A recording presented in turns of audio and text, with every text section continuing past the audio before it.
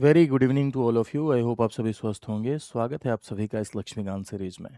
जैसा कि आप सभी को पता है कि मंडे टू सैटरडे मैं आप सभी के समक्ष उपस्थित होता हूं और इंडियन पॉलिटी एंड कॉन्स्टिट्यूशन के उन इम्पोर्टेंट टॉपिक्स पर चर्चा कर रहा हूं जो आपके एग्जाम के लिए रेलिवेंट हैं, जो एम लक्ष्मीकांत सर की किताब में दिए हुए हैं। ये एक थ्योरी क्लास है। अगर इस क्लास को लगातार आप अटेंड करते हैं, सारे के सारे टॉपिक कंप्लीट करते हैं, तो मेरा दावा है कि प्रीलिम्स के लिए आपके भीतर एक बेटर अंडरस्टैंडिंग क्रिएट होगी, बेहतर अंडरस्टैंडिंग क्रिएट होगी। इसके साथ ही साथ एक क्लास मेरी और चलती है सुबह 7 बजे, जिसे 20 मिनट्स शो के नाम से जाना जाता है। ये थ्योरी क्लास और सुबह 7 बजे का 20 मिनट्स शो, ये दोनों अगर आप मिला के देखते हैं तो मेरे भाई 2.5-3 महीने में आप बेहतर तरीके से पॉलिटी सीख जाएंगे, और मेरा यही उद्देश्य भी है। आई होप आप सभी इस सेशन को पसंद करते होंगे।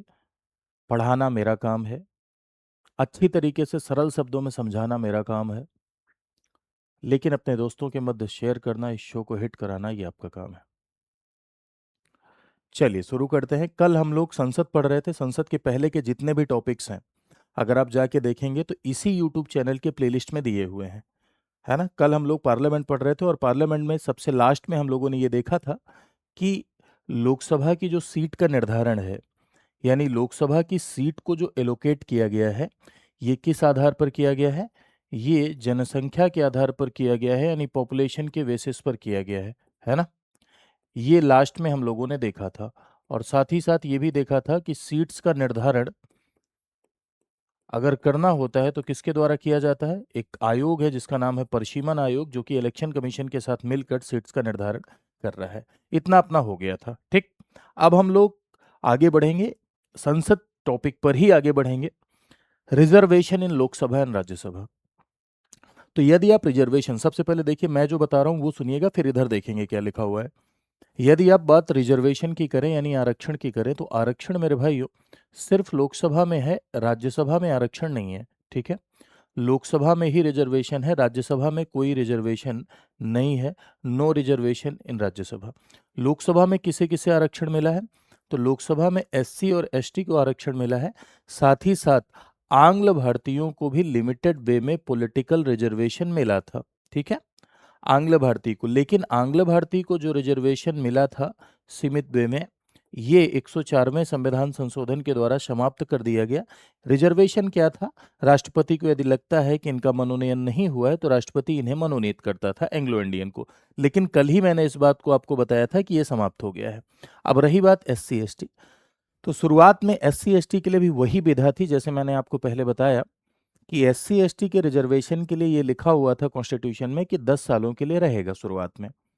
एससी एसटी के लिए ही 10 साल वाली बात लिखी थी, जो आप फेसबुक और व्हाट्सएप यूनिवर्सिटी पर पढ़ते हैं, और नौकरी और शिक्षा वाला को भी इसी से कनेक्ट कर देते हैं। इसलिए पढ़ना बहुत ज़रूरी है।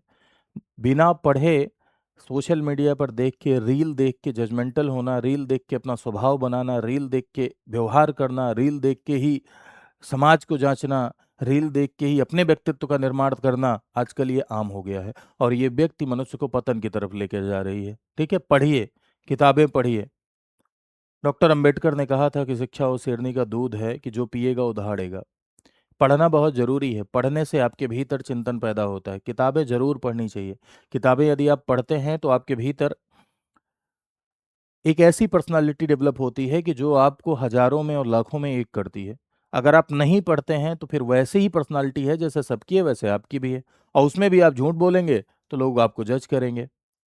तो इसलिए पढ़ना बहुत ज़रूरी है। ज़रूरी नहीं है सिलेबस की किताबों के अलावा भी आप 24 घंटे में 15 मिनट निकालिए, और 15 मिनट में कोई जीवन नहीं पढ़िए, कोई आत्मकथा पढ़िए, रिलीजियस बुक्स पढ़िए, ठीक है, स्पिरिचुअल बुक्स पढ़िए, फिलोसफिकल बुक्स पढ़िए।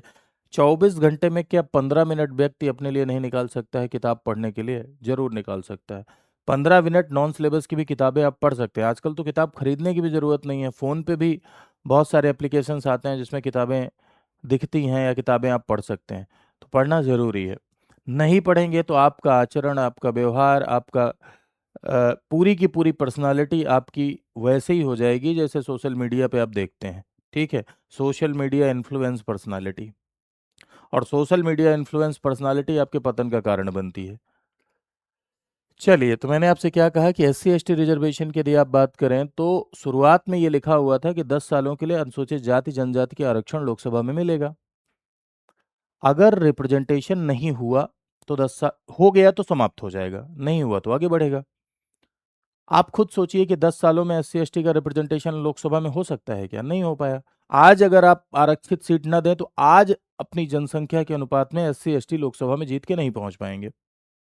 अगर थोड़ी देर के लिए आप थोड़ा सोचिए तो आज भी अगर एससी एसटी को रिजर्वेशन न दिया जाए तो लोकसभा में लोग अपनी जनसंख्या के अनुपात में उतनी सीटें जीत नहीं पाएंगे विदाउट रिजर्वेशन। तो रिप्रेजेंटेशन नहीं हुआ, इसीलिए उसे प्रत्येक 10 साल संविधान संशोधन करके बढ़ाया जाता रहा। अभी 2020 में फिर खत्म हो रहा था, तो फिर मोदी सरकार ने 104वां संविधान संशोधन अधिनियम किया और 104वें संविधान संशोधन अधिनियम के द्वारा इसे 2030 तक बढ़ा दिया गया। यानी 2030 तक एससी एसटी रिजर्वेशन को क्या कर दिया गया? बढ़ा दिया गया। ध्यान रखिएगा, कहाँ तक बढ़ा दिया गया? 2030 तक बढ़ा दिया गया एससी एसटी रिजर्वेशन को। क्लियर है बात? चलिए, और आंग्ल भारतीयों के रिजर्वेशन को आगे नहीं बढ़ाया गया। राज्यसभा में ऐसा कोई रिजर्वेशन नहीं है। राज्यों में आप देखेंगे तो राज्यों में विधानसभा में भी एससी एसटी को रिजर्वेशन मिला हुआ है, लेकिन विधान परिषद में किसी भी प्रकार का कोई रिजर्वेशन नहीं है। इसके बारे में कल मैंने आपसे बातचीत की थी, लेकिन थोड़ी बातचीत और कर लेते हैं। लोकसभा का चुनाव आप जानते हैं कि first past the post system से होता है, और first past the post system ये है कि the one who comes first wins, यानी जो सबसे आगे वही जीता। इसे पहले खंभा छूने की प्रणाली कहते हैं। अगर 10 लोगों को दौड़ा दिया जाए खंभा छूने के लिए, जो पहले पहुंच जाएगा वो जीत जाएगा। वही एफपीटीपी सिस्टम है। एफपीटीपी सिस्टम में जिसको सबसे ज्यादा वोट मिलता है वो जीत जाता है। लोकसभा के चुनाव में यही प्रणाली फॉलो होती है, विधानसभा के चुनाव में यही प्रणाली फॉलो होती है, लोकल गवर्नमेंट के बहुत सारे पदों पर भी आप देखते होंगे कि यही प्रणाली फॉलो होती है। ये सबसे सरल सिस्टम है चुनाव का, कि 10 लोगों को चुनाव मैदान में उतार दो, जो सबसे ज्यादा वोट पाए वो जीत जाए। लेकिन इसमें एक दिक्कत होती है। दिक्कत इसमें यह होती है कि अब जैसे 1000 वोट है ना? अब 1000 वोट में मेरे भाई, ए को मिला 200 वोट, बी को मिला 100 वोट, सी को मिला 50 वोट, डी को मिला 20 वोट। ऐसे ऐसे ढेर सारे कैंडिडेट होते हैं मल्टी पार्टी सिस्टम में। वोट कटवा भी होते हैं जो सिर्फ वोट काटने के लिए आते हैं, है ना? तो वोट कटवा मिल के वोट काट ले गए। अब कौन जीता? ए जीता। 1000 वोट है और मल्टी पार्टी सिस्टम में ए जीत गया मात्र 20% वोट पाके। तो इसमें कुछ दिक्कत नजर आ रही है आपको? दिक्कत यह है कि 80% लोग इसे हेट यू बोल रहे हैं, मात्र 20% लोग इसे लव यू बोल रहे हैं। 80% लोग इससे घृणा कर रहे हैं, मात्र 20% लोग इसे प्रेम कर रहे हैं। फिर भी ये जीत गया। तो इससे कहते हैं कि पर्याप्त प्रतिनिधित्व, एडुकेट रिप्रेजेंटेशन की संभावनाएं इसमें कम होती हैं। संभावना शब्द का इस्तेमाल करना है। दूसरी बात, अगर कोई माइनॉरिटी है तो माइनॉरिटीज के रिप्रेजेंटेशन की संभावना इसमें कम होती है, क्योंकि मेजोरिटी पॉपुलेशन जिधर जाएगी वही जीत जाएगा। तो ये एफपीटीपी सिस्टम का क्या होता है? डिमेरिट होता है कि इसमें पर्याप्त प्रतिनिधित्व की संभावना कम होती है और माइनॉरिटीज के प्रतिनिधित्व की संभावनाएं कम होती हैं।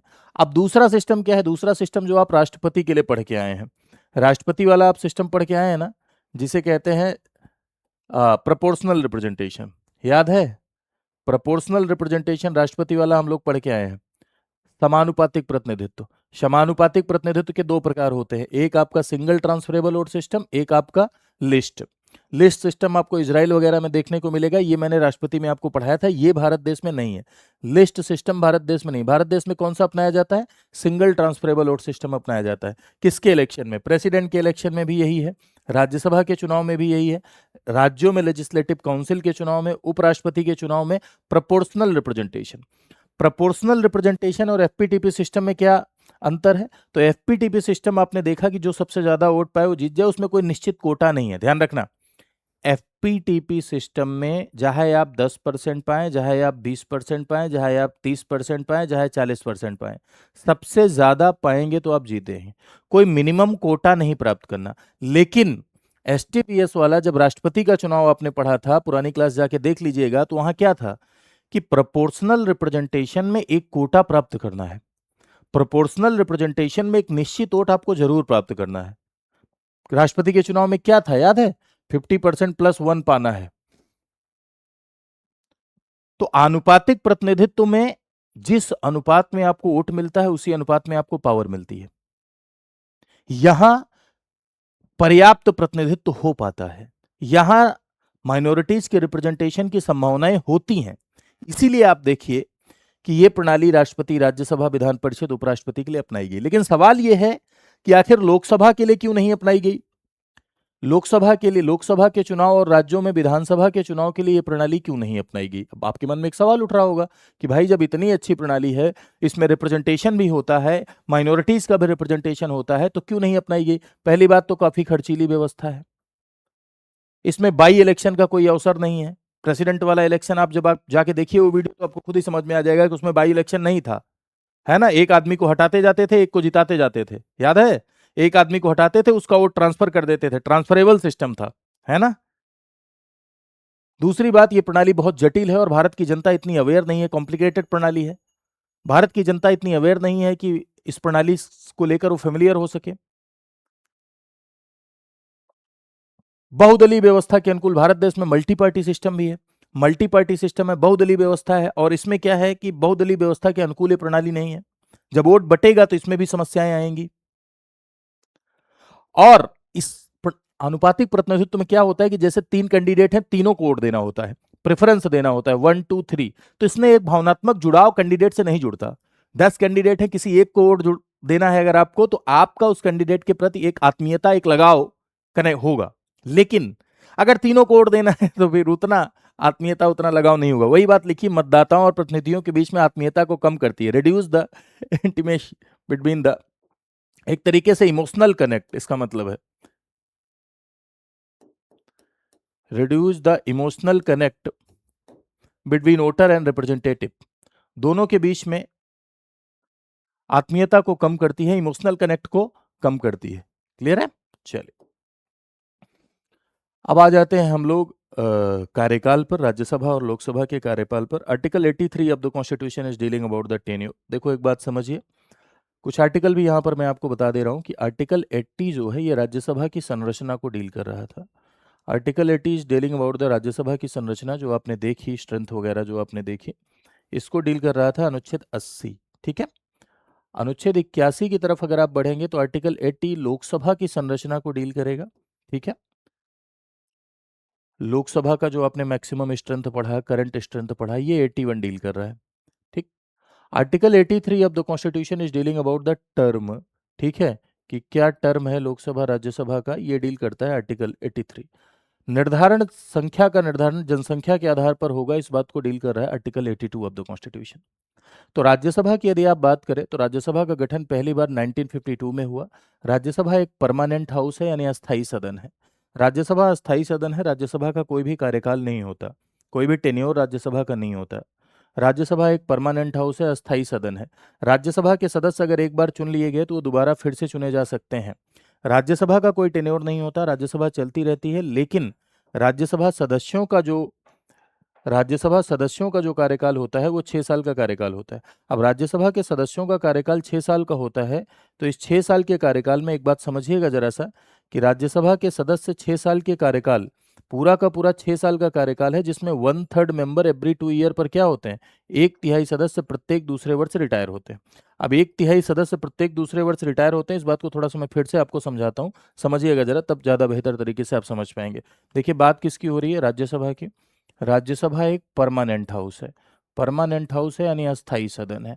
अस्थाई सदन इसलिए कहते हैं क्योंकि ये, इसका टर्म एक्सपायर नहीं होता है, टर्म इसका एक्सपायर नहीं होता है। ये सिंबल ऑफ कॉन्टिन्यूटी कही जाती है, सिंबल ऑफ कॉन्टिन्यूटी कही जाती है, यानी निरंतरता का प्रतीक कहा जाता है। क्या कहा जाता है, निरंतरता का प्रतीक कहा जाता है, इसे सिंबल ऑफ कॉन्टिन्यूटी कहा जाता है। हमेशा ये चलती रहती है, कौन, राज्यसभा। राज्यसभा हमेशा चलती रहती है, निरंतरता का प्रतीक। क्यों हमेशा चलती रहती है भाई, हमेशा इसलिए चलती रहती है कि इस तरह से आप देखिए कि ये राज्यसभा के 1/3 मेंबर प्रत्येक दूसरे वर्ष क्या होते हैं, रिटायर होते हैं। अब जैसे मान लीजिए कि ये राज्यसभा का 2 साल 2 साल 2 साल 6 साल सदस्यों का कार्यकाल है, तो 1/3 सदस्य जाते हैं, फिर 1/3 सदस्य आते हैं, फिर 1/3 जाते हैं, फिर 1/3 आते हैं। कहने का अर्थ है कि एक साथ सारे सदस्य रिटायर नहीं होते, जाते हैं फिर आते हैं, जाते हैं फिर आते हैं। ठीक है, इसीलिए कहा जाता है एक साथ सारे रिटायर नहीं हो रहे, इसलिए राज्यसभा का टर्म एक्सपायर नहीं हो रहा है।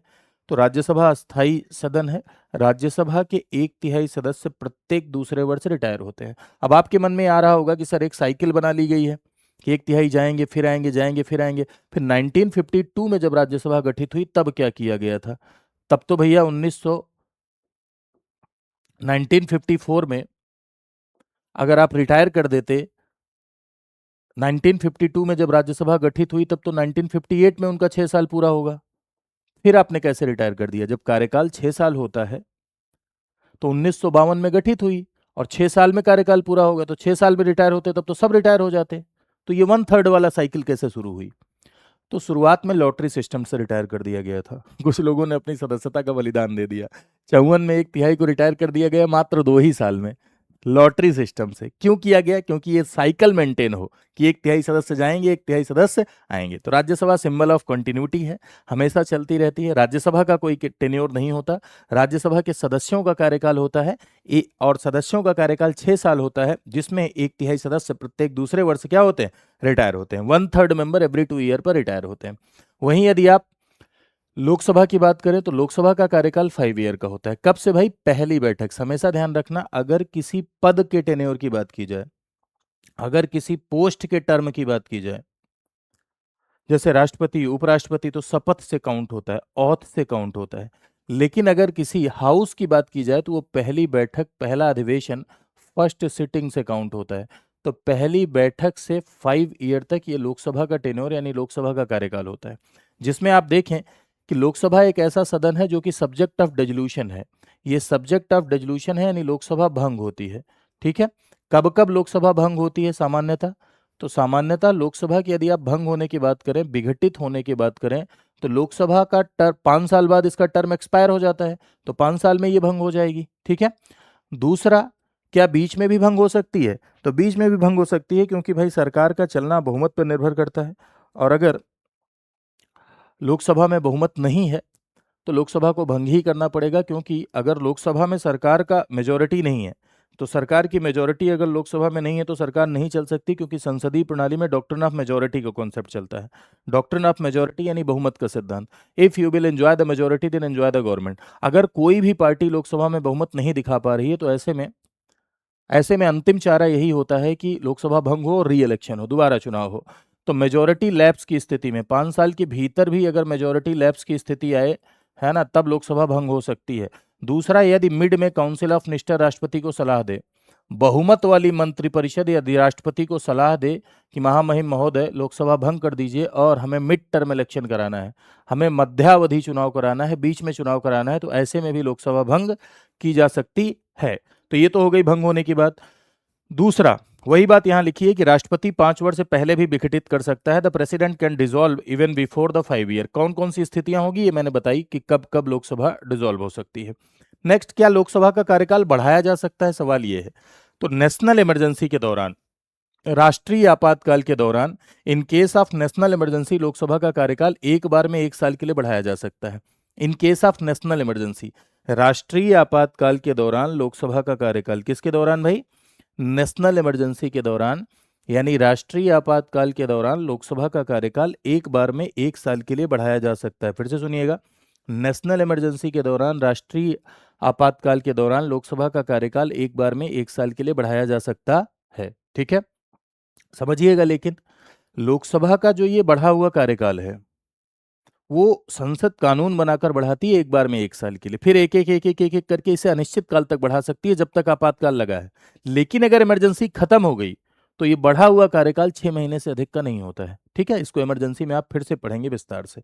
तो ये है लोकसभा की अवधि, लोकसभा का टेन्योर आपने देखा। इसके बाद हम लोग आते हैं भाई संसद के सदस्यों की योग्यता और अयोग्यता पर, यानी संसद के सदस्यों की क्या योग्यता है, क्या योग्यता है, यानी संसद का सदस्य बनने के लिए कौन योग्य होगा। ठीक है, तो आर्टिकल 84 ऑफ द कॉन्स्टिट्यूशन यदि आप पढ़ेंगे, अनुच्छेद 84, तो संविधान का जो ये आर्टिकल 84 है, अनुच्छेद 84 है, ये इस बात को डील करता है कि कौन संसद का सदस्य बनने के योग्य होगा। और आर्टिकल 102 ऑफ द कॉन्स्टिट्यूशन, अनुच्छेद 102, इस बात को डील करता है कि कौन संसद का सदस्य बनने के लिए अयोग्य होगा। तो संसद का सदस्य बनने के योग्य कौन होगा? तो उसमें सबसे पहला, संसद का सदस्य बनने का पात्र होगा, पात्र होगा यानी योग्य होगा यदि, क्या होना चाहिए? सिटीजन ऑफ इंडिया हो, भारत का नागरिक हो। भारत का नागरिक हो जिसमें बॉर्न सिटीजन का कोई भी कॉन्सेप्ट नहीं है, पैदा हुए नागरिक का कोई भी कॉन्सेप्ट नहीं है। यदि किसी व्यक्ति ने बाद में भी भारत की नागरिकता ली है तो भारत देश में वो किसी भी पद को होल्ड कर सकता है। यहाँ बॉर्न सिटीजन का कॉन्सेप्ट नहीं होता है, बस भारत का नागरिक होना चाहिए। बाद में भी अगर रजिस्ट्रेशन के थ्रू नागरिकता लेके आया है, नेचुरलाइजेशन के थ्रू नागरिकता लेके आया है, तब भी कोई दिक्कत नहीं है। राज्यसभा के लिए क्या? राज्यसभा के लिए मिनिमम एज 30 साल होनी चाहिए, लोकसभा के लिए मिनिमम एज 25 ईयर होनी चाहिए। राज्यसभा के लिए जो मिनिमम एज है वो 30 ईयर होनी चाहिए, लोकसभा के लिए जो मिनिमम एज है वो 25 ईयर होनी चाहिए, यानी 25 साल होनी चाहिए। ठीक है। चुनाव आयोग द्वारा अधिकृत व्यक्ति के समक्ष उसे शपथ लेना है। साथ ही साथ ऐसी योग्यता, अब देखो ये जो लास्ट लाइन लिखी हुई है ये आपके लिए सबसे इंपॉर्टेंट है, ये तो आपको रटा है। ऐसी योग्यता होनी चाहिए जो संसद द्वारा निर्धारित की गई हो। यानी क्या संसद कानून बनाकर योग्यता का निर्धारण कर सकती है? सवाल ये है, क्या संसद कानून बनाकर योग्यता का निर्धारण कर सकती है? ये जो योग्यता, अब देखो कुछ लोग ये भी सोच रहे होंगे कि पगला नहीं होना चाहिए, दिवालिया नहीं होना चाहिए, वो अयोग्यता है, उसको अभी थोड़ी देर अलग से वो 102 में दिया गया है। अभी मैं ये चर्चा कर रहा हूं जो 84 में लिखा है। तो 84 में लिखा है भारत का नागरिक हो, राज्यसभा के लिए मिनिमम एज 30 ईयर होनी चाहिए, लोकसभा के लिए 25 ईयर होनी चाहिए, और ऐसी योग्यता होनी चाहिए जो संसद निर्धारित करे। तो मेरा सवाल सीधा सा आपसे ये है कि क्या संसद कानून बनाकर लोकसभा राज्यसभा की क्वालिफिकेशन को डिसाइड कर सकती है? तो जवाब होगा जी हाँ, संसद कानून बनाकर योग्यता अयोग्यता का निर्धारण कर सकती है। जैसे एग्जाम्पल क्या कोई है? तो भैया एक कानून है जिसका नाम है रिप्रेजेंटेशन ऑफ पीपल एक्ट 1951। इसे किसने बनाया है? इसे संसद ने बनाया है। संसद ने इसने बनाया और इसमें क्या लिखा हुआ है? राज्य और संघ राज्य क्षेत्र के उस निर्वाचन क्षेत्र का पंजीकृत मतदाता होना चाहिए। ठीक है। राज्यसभा इसका अपवाद है, must be an registered voter of the constituency of the state और यूनियन टेरिटरी। ठीक है, समझिए जरा सा, कोई व्यक्ति चुनाव लड़ने जैसे लोकसभा का चुनाव आपको लड़ना है या राज्यसभा का चुनाव आपको लड़ना है, तो लोकसभा और राज्यसभा के चुनाव में राज्य और संघ राज्य क्षेत्र के उस निर्वाचन क्षेत्र का पंजीकृत रजिस्टर्ड वोटर होना चाहिए। क्या ये सही है कि रजिस्टर्ड वोटर होना चाहिए? नहीं, भारत का, देखो एक बात समझिएगा, किसी भी, यहां पर एक थोड़ा सा मिसप्रिंट हुई है, किसी भी राज्य या संघ राज्य क्षेत्र का रजिस्टर्ड वोटर होना चाहिए। राज्यसभा के केस में भी, पहले राज्यसभा के केस में ऐसा था कि आप उसी राज्य से चुनाव लड़ सकते हैं जिस राज्य के आप रजिस्टर्ड वोटर हैं। लेकिन बाद में इसमें संशोधन किया गया 2003 में, रिप्रेजेंटेशन ऑफ पीपल एक्ट में उसे बदल दिया गया, दूसरे राज्य वाला व्यक्ति भी दूसरे राज्य से राज्यसभा का चुनाव लड़ सकता है।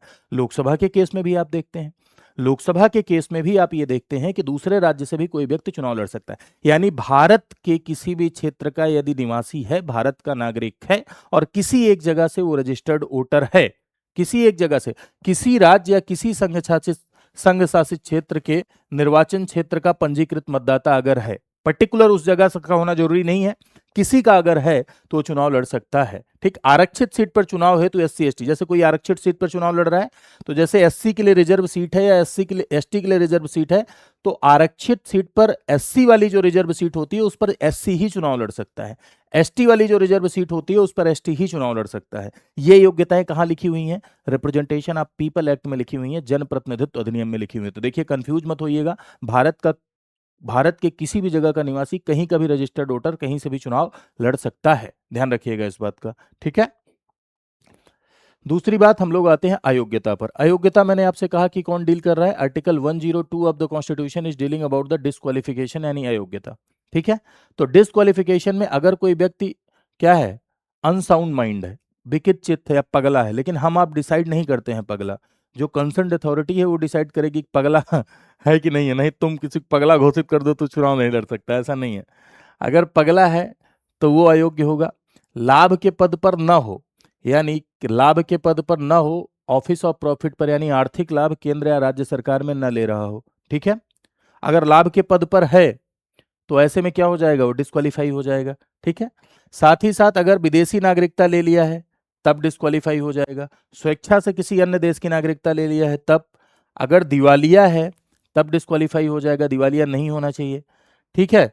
भारत का नागरिक होना चाहिए, अगर भारत का नागरिक नहीं है तब डिस्क्वालीफाई हो जाएगा। यानी इसमें 4 पॉइंट, पहला पागल हो तब डिस्क्वालीफाई, दिवालिया हो तब डिस्क्वालीफाई, अन्य देश की नागरिकता ले लिया हो तब क्या हो जाएगा? डिस्क्वालीफाई हो जाएगा। लाभ के पद पर हो तब डिस्क्वालीफाई हो जाएगा। 4 पॉइंट ये। 5वां पॉइंट, संसद कानून बनाकर भी अयोग्यता का निर्धारण कर सकती है।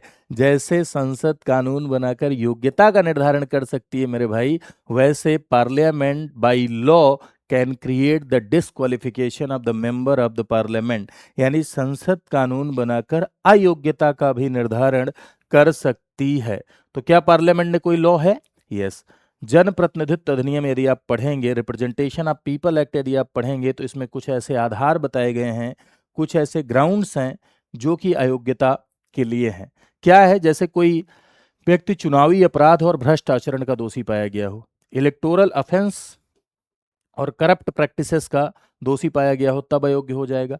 अगर कोई व्यक्ति चुनावी खर्च का ब्यौरा देने में क्या हो जाता है? अक्षम हो जाता है। ठीक है, not providing details of the election expenses. किसी अपराध में 2 या अधिक वर्ष की सजा हुई हो, किसी अपराध में, देखो क्राइम प्रूव हुआ हो, ध्यान रखना, जेल में अगर कोई बंद है तो जेल में बंद होकर वो चुनाव लड़ सकता है। 20 साल तक कोई आदमी जेल में बंद है और उसका क्राइम प्रूव नहीं हुआ तो जेल से चुनाव लड़ सकता है, इसमें कोई दिक्कत नहीं है। लेकिन क्राइम यदि प्रूव हुआ है ना, सजा अगर सुनाई गई है, यदि क्राइम प्रूव हुआ हो और 2 साल या 2 साल से ज्यादा की सजा सुनाई गई हो, तो अगले 6 साल तक वो चुनाव नहीं लड़ सकता। जैसे किसी को अगर 2 साल की सजा सुनाई गई हो तो +6 कर दो, 8 साल चुनाव नहीं लड़ पाएगा। 3 साल की सजा सुनाई गई हो तो +6 कर दो, 9 साल तक नहीं लड़ पाएगा। 5 साल की सजा सुनाई गई हो, +6 कर दो, 11 साल चुनाव नहीं लड़ पाएगा। समझ रहे हो? तो 2 साल या 2 साल से अधिक की सजा सुनाई गई हो तो जो सजा का टाइम पीरियड है वो, और अगले 6 साल तक वो चुनाव नहीं लड़ सकता है। ठीक, ये रिप्रेजेंटेशन ऑफ पीपल एक्ट कहता है। कोई व्यक्ति छुआछूत, दहेज, सती जैसे अपराध में अगर संलिप्त हो तो ऐसा व्यक्ति भी नहीं लड़ सकता है। सरकारी सेवा से अगर बर्खास्त किया गया है तो ऐसा व्यक्ति भी नहीं लड़ सकता। तो ये डिस्क्वालिफिकेशन है, ये अयोग्यताएं हैं। कहां दी गई हैं भैया ये अयोग्यताएं जो आप देख रहे हैं? ये अयोग्यता दी गई है जन प्रतिनिधित्व अधिनियम में। साथ ही साथ 2 और देख लो, शत्रुता, रिश्वत, खेरू हेतु अगर दंडित किया गया है, should have punished for the hostility and bribery. अगर कोई व्यक्ति शत्रुता के लिए, रिश्वतखोरी के लिए दंडित किया गया है, तब भी वो डिस्क्वालीफाई होगा। ठीक है, अयोग्य होगा। किसी निगम में लाभ या निदेशक या प्रबंध निदेशक के पद पर हो, कोई ऑफिस ऑफ प्रॉफिट या डायरेक्टर का पद या मैनेजिंग डायरेक्टर के प्रति किसी कॉर्पोरेशन में होल्ड कर रहा है, तो ऐसे में किसी कॉर्पोरेशन में जिसमें गवर्नमेंट ऑफ इंडिया का 25% प्लस शेयर है, तो किसी कॉर्पोरेशन में अगर ऐसा पद होल्ड कर रहा है तो क्या होगा? डिस्क्वालीफाई। ये जो मैंने डिस्क्वालिफिकेशन आपको बताया, ये कहां लिखा है? ये रिप्रेजेंटेशन ऑफ पीपल एक्ट में लिखा है। और अगर इन आधार पर किसी संसद के सदस्य को डिस्क्वालीफाई करना है तो उसका निर्णय कौन लेगा? तो उसका निर्णय लेगा राष्ट्रपति, है ना। डिस्क्वालिफिकेशन से संबंधित प्रश्न पर राष्ट्रपति निर्वाचन आयोग की सलाह पर निर्णय लेगा। President will decide on the question of disqualification on the advice of election commission. ठीक है, राष्ट्रपति निर्णय लेगा किसकी सलाह पर? Election commission. लेकिन यहां एक कंफ्यूजन है, उसे ध्यान रखिएगा। एक कानून ऐसा है संसद के द्वारा बनाया गया, उस आधार पर अगर कोई डिस्क्वालीफाई होगा तो राष्ट्रपति निर्णय नहीं लेगा। प्लीज सुनिएगा बहुत ध्यान से, यहां सवाल गलत होते हैं। मैंने आपसे कहा, यदि किसी व्यक्ति को, यदि किसी सदस्य को संविधान के प्रोविजन के अकॉर्डिंग, ध्यान से सुनना, संविधान के प्रावधान के तहत डिस्क्वालीफाई किया गया, कॉन्स्टिट्यूशन के प्रोविजन के तहत, संविधान के प्रावधान के तहत डिस्क्वालीफाई किया गया, या कानून के तहत डिस्क्वालीफाई किया गया, तो निर्णय कौन लेगा? तो आपके मन में सीधे सीधे आ रहा है प्रेसिडेंट लेगा, और प्रेसिडेंट राष्ट्रपति लेगा। और किसकी सलाह पर राष्ट्रपति ये निर्णय लेगा? प्रेसिडेंट इलेक्शन कमीशन की सलाह पर। इलेक्शन कमीशन की सलाह पर, यानी निर्वाचन आयोग की सलाह पर, इलेक्शन कमीशन की सलाह पर राष्ट्रपति ये निर्णय लेगा। ठीक है, ये तो आपने समझ लिया। अगली बात यहां पर समझिए जो है वो लेकिन, लेकिन, लेकिन, अब इस बात को ध्यान से सुनना, लेकिन, लेकिन के बाद जो बोलने जा रहे हैं यही ट्रैप बनता है। लेकिन एक कानून ऐसा है जिस आधार पर अगर डिस्क्वालीफाई किया जाता है तो निर्णय प्रेसिडेंट नहीं लेता, बल्कि स्पीकर चेयरमैन लेता है, और उस कानून का नाम है क्या? Anti defection law. Anti defection law, जिसका नाम आपने सुना होगा, that is your ADL, anti defection law, यानी दल बदल कानून। दल बदल कानून एक ऐसा कानून है, इस आधार पर अगर किसी को डिस्क्वालीफाई किया जाएगा दल बदल कानून, एंटी डिफेक्शन लॉ एक ऐसा लॉ है कि अगर इस आधार पर किसी को डिस्क्वालीफाई किया जाएगा तो इसका निर्णय लोकसभा में स्पीकर और राज्यसभा में चेयरमैन लेता है, यानी पीठासीन अधिकारी के द्वारा निर्णय लिया जाएगा, ना कि राष्ट्रपति के द्वारा। तो एक बार फिर से सुनिए, एंटी डिफेक्शन लॉ के आधार पर अगर डिस्क्वालीफाई किया जाता है तो उसे छोड़कर बाकी किसी आधार पर डिस्क्वालीफाई किया जा रहा है तो प्रेसिडेंट इलेक्शन कमीशन की सलाह पर डिसीजन लेगा। लेकिन एंटी डिफेक्शन लॉ के तहत अगर डिस्क्वालीफाई किया जा रहा है तो निर्णय कौन लेगा? स्पीकर, चेयरमैन इसका निर्णय लेगा। तो दल बदल कानून क्या है? दल बदल कानून के आधार पर कैसे डिस्क्वालीफाई किया जाता है ये देख लीजिए जरा सा भैया। तो हमारे भारत देश में यदि आप दल बदल कानून की बात करें, एंटी डिफेक्शन लॉ की बात करें, तो एंटी डिफेक्शन लॉ भारत देश में दल बदल को रोकने के लिए लाया गया। लोग राजनीतिक स्वार्थ के चक्कर में, एक पार्टी उन्हें लालच दे देती थी, हमारी पार्टी में आ जाओ, हम तुमको सिंगापुर में घर देंगे, तुम्हारी दूसरी शादी करा देंगे, तो वहाँ चले जाते थे। राजनीतिक स्वार्थ के चक्कर में, लालच के चक्कर में, लोभ के चक्कर में एक पार्टी दूसरी पार्टी बदल लेते थे। मंत्री पद पाने के चक्कर में एक पार्टी से दूसरी पार्टी चले जाते थे। तो इससे सरकार में इनस्टेबिलिटी आती थी। और पार्लियामेंट्री सिस्टम में अगर सरकार में अस्थिरता आती है तो ये दिक्कत है भाई। सरकार अगर रोज रोज गिरेगी तो योजनाओं का इम्प्लीमेंटेशन कैसे होगा, नीतियों का इम्प्लीमेंटेशन कैसे होगा? तो ऐसी स्थिति में दल बदल को रोकने के लिए, क्या रोकने के लिए? दल बदल, दल बदल को, दल बदल को रोकने के लिए फर्स्ट थिंग, दूसरा सरकार में स्थिरता लाने के लिए। एक हरियाणा के विधायक थे जिनका नाम था गया लाल, एक ही दिन में 2 बार पार्टी बदल रहे हैं, इसीलिए एक मुहावरा बना, आया राम गया राम। सरकार में स्टेबिलिटी लाने के लिए, सरकार में स्थिरता लाने के लिए, यानी सरकार में स्टेबिलिटी लाने के लिए, दल बदल को रोकने के लिए, प्लस राजनीतिक भ्रष्टाचार जो इसकी वजह से होता था, political corruption, to reduce political corruption, यानी राजनीतिक भ्रष्टाचार को क्या करने के लिए? राजनीतिक भ्रष्टाचार को कम करने के लिए, to reduce the political corruption, यानी राजनीतिक भ्रष्टाचार को कम करने के लिए एक कानून इंट्रोड्यूस किया गया भारत देश में, that is your anti defection law. Anti defection law यानी दल बदल कानून। ये जो आपका एंटी डिफेक्शन लॉ है, दल बदल कानून है, ये 52वें संविधान संशोधन के द्वारा लाया गया। कौन सा? 52nd कॉन्स्टिट्यूशनल अमेंडमेंट एक्ट 1985, यानी 52वां संविधान संशोधन 1985। और इसके तहत संविधान में एक अनुसूची जोड़ी गई, that is your 10th schedule, यानी 10वीं अनुसूची। और इस अनुसूची में दल बदल से रिलेटेड, दल बदल कानून से रिलेटेड प्रोविजन किए गए और इसमें ये आधार बताए गए, इसमें कुछ आधार बताया गया कि दल बदल की स्थिति में सदस्य अयोग्य होगा, यानी अयोग्यता के कुछ आधार बताए गए। अयोग्यता के कौन कौन से आधार बताए गए? तो 4 आधार है। यदि कोई सदस्य, कहाँ का सदस्य? संसद का सदस्य या राज्य विधानमंडल का सदस्य, ध्यान से सुनिएगा, यदि कोई सदस्य स्वेच्छा से यानी अपने मन से अगर पार्टी छोड़ देता है तो दल बदल कानून के तहत अयोग्य होगा, हो सकता है, पहला आधार। दूसरा, विप के निर्देशों के विपरीत मतदान करे। विप क्या है? तो संसद में प्रत्येक पार्टी का एक सचेतक होता है। सचेतक यानी जो कि पार्टी इंस्ट्रक्शंस को लागू कराता है। जैसे ये पार्लियामेंट है, पार्लियामेंट में ये सपा समाजवादी पार्टी के मेंबर हैं, तो समाजवादी पार्टी ने अपने मेंबर्स के ही बीच से एक आदमी को विप बना दिया है, सचेतक।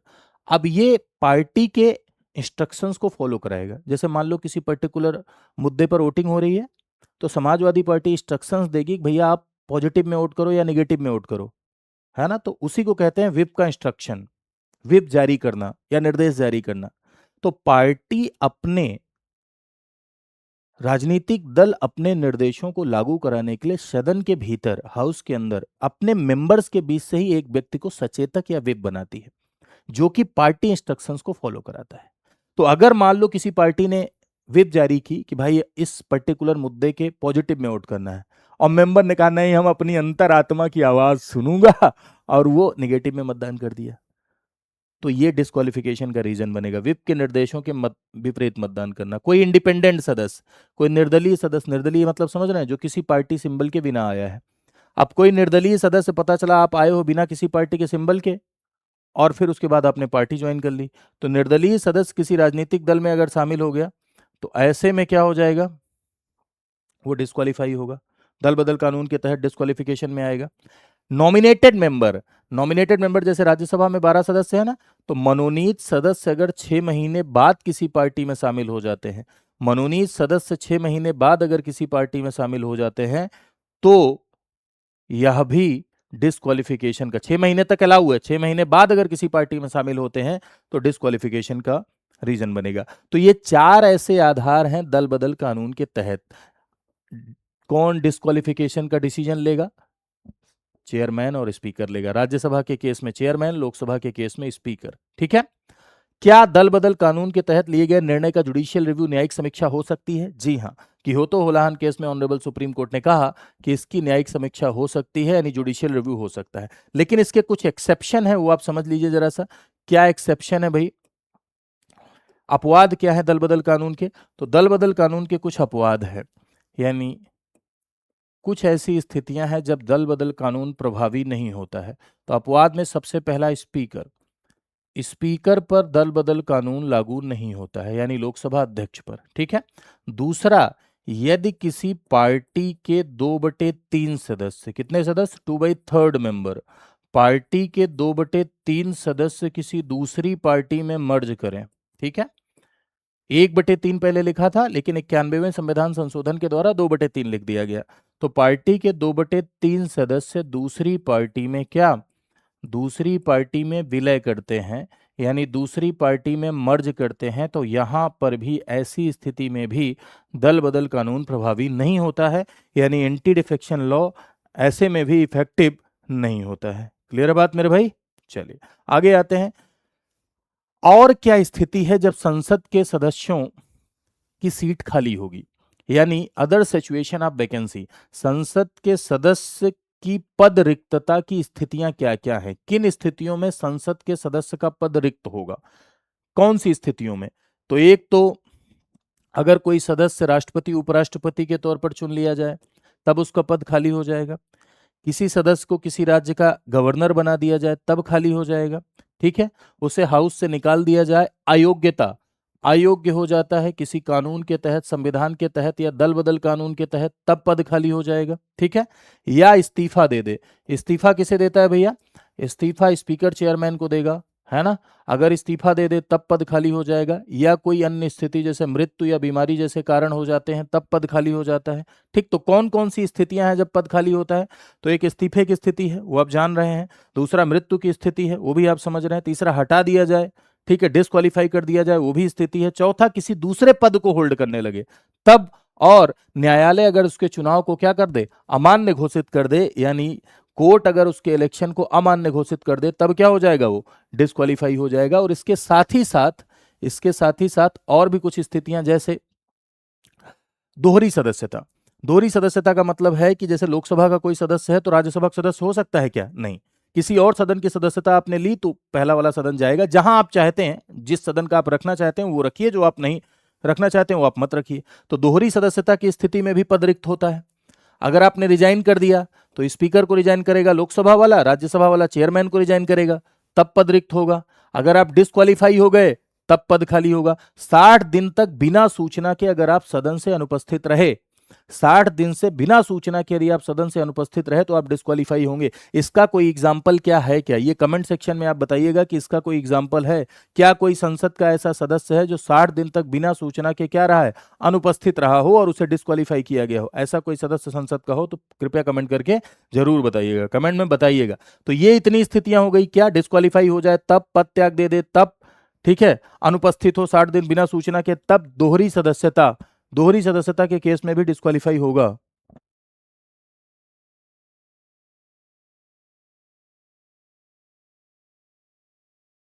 दूसरा मैंने आपको क्या बताया? दूसरा मैंने आपको बताया अन्य स्थितियां। अगर सदन से उसे क्या कर दिया जाए, निष्कासित कर दिया जाए सदन से, तब जाएगा, यानी सदन से निष्कासित कर दिया जाए,